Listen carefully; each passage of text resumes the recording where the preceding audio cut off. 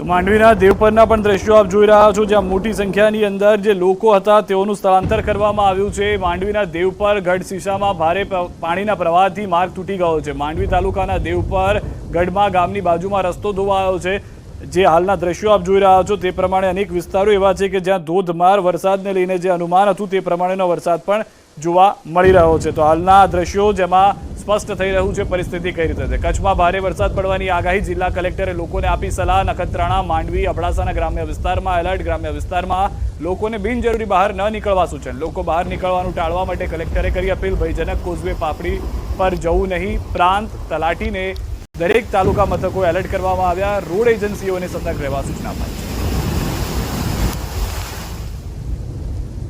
એ રીતની વરસાદની ગજવીજ સાથે વરસાદની આગાહી અત્યારે છે, તો કૃપા કરીને પોતાના ઘરથી બિનજરૂરી બહાર નીકળવા ટાળે।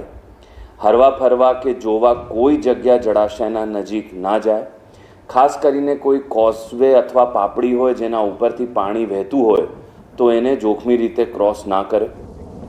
હાલ રોકાઈશું એક વિરામ માટે, પરંતુ ન્યૂઝ 18 ગુજરાતી પર વરસાદની પડે પડની અપડેટ્સ યથાવત રહેશે।